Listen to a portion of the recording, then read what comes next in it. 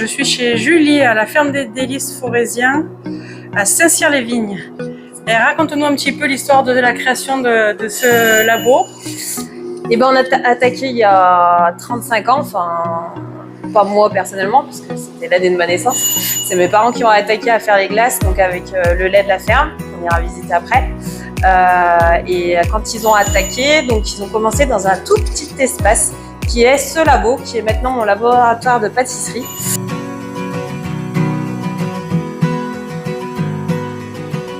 Et maintenant, on a pas mal développé. Donc on a fait une chambre de congélation qui est juste à côté. Alors là, on est dans ta chambre froide. Dans ma chambre de congélation des demi-litres normalement, qui est vide. À cette époque, on est au mois d'août. Normalement, c'est tout plein. Les hauteurs sont toutes comme ça normalement. Donc là, c'est mes crèmes glacées qui sont de ce côté. On a les sorbets qui sont de l'autre côté, rangés par ordre alphabétique. Donc avec des couleurs jaune, blanc, bleu, c'est quoi? Alors jaune, c'est pour mes demi-litres, blanc, c'est pour les litres, et le bleu, c'est quand il y a le mélange de demi-litres. Donc là, cette chambre de congélation, maintenant, je l'ai transformée et je mets que mes glaces pour la pâtisserie. Donc des entremets glacés. Ouais, les entremets glacés. Donc là, j'ai toutes mes bandes pour faire mes vacherins, mes rubis, mes italiens. Tu as combien de gammes d'entremets glacés? On en a quasi entre une quinzaine, je pense.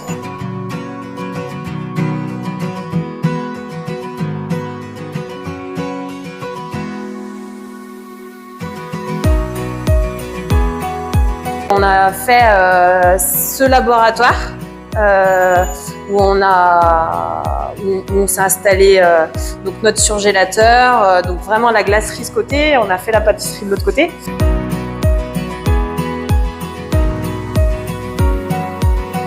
Et l'année dernière, j'ai tout modifié pour agrandir, pour pouvoir avoir plus de capacité de stockage et puis aussi pour la fabrication, si on veut se développer. Maintenant, on a un terrain de jeu immense. Bon, on n'utilise encore pas tout pour l'instant, mais voilà, on a vraiment de la place. On a donc deux pastos 180 litres. Ouais. On a un pasto 120 litres, un petit tank à lait pour conserver notre lait la semaine, et deux pastos 50 litres. Voilà. Pourquoi tant de pastos? On fait pas mal maturer nos produits. Et suivant les quantités qu'on veut faire, il y a des parfums qu'on va faire que dans du 50 litres et d'autres parfums comme la vanille, on fait toujours dans du 180, on en fait 1 à 2 fois par semaine. Présente ton outil oui. de suivi. Alors du coup, en fait, déjà pour enregistrer nos fabrications, on va utiliser une scanette pour dire qu'on a utilisé tel ingrédient, tel ingrédient, tel ingrédient. Donc tout est noté dessus avec le numéro de l'eau et les quantités qu'on a utilisées par numéro de l'eau. Avant de turbiner, je vais aller vérifier que ma courbe de température a bien été faite comme il faut. Donc c'est-à-dire que la pasteurisation, elle est bien montée à 85 degrés et redescendue à 4 degrés en moins de 2 heures. On va aller sur un autre logiciel. Donc là, je vais avoir mes différents pasteurisateurs et là, j'ai toutes les courbes de température des différents pasteurisateurs. Mon père s'est installé à la suite de son papa sur l'exploitation agricole et en 90, ma mère l'a rejoint pour développer une activité. Il savait pas trop quoi à l'époque. L'idée, c'était de valoriser le lait d'une manière originale, pas vue. Donc, ils avaient commencé à penser à du fromage à pâte cuite. Le fabricant de pasteurisateurs, quand on a voulu faire notre fromage à pâte cuite, nous a conseillé de faire de la glace. Ils se sont dit, bah ça, vraiment, pour le coup, c'est quelque chose de pas vu. Des agriculteurs qui font de la glace, je crois qu'on était dans les premiers à le faire dans la France à l'époque. Et effectivement, c'était pas vu. Et surtout, mon père était très gourmand. Donc, il a voulu il y aller tout de suite et finalement ça a été un grand succès et on regrette pas d'être parti là-dessus. Alors ça passe moins de lait que le fromage, mais au final on s'éclate et on fait plaisir aux gens. C'est assez familial parce que dans les exploitations, du coup il y a mon père, ma mère qui vont bientôt partir à la retraite mais qui sont encore là, mon frère, moi, ma belle-sœur qui s'occupe de tout ce qui est visite et tourisme, Et puis après, on a pas mal de salariés et un associé aussi sur la ferme. On va un petit peu rentrer dans notre labyrinthe de maïs. Ouais, l'une des activités, des nombreuses activités de la ferme. Et tu vas nous raconter un petit peu l'histoire de la ferme. Ouais. On y va.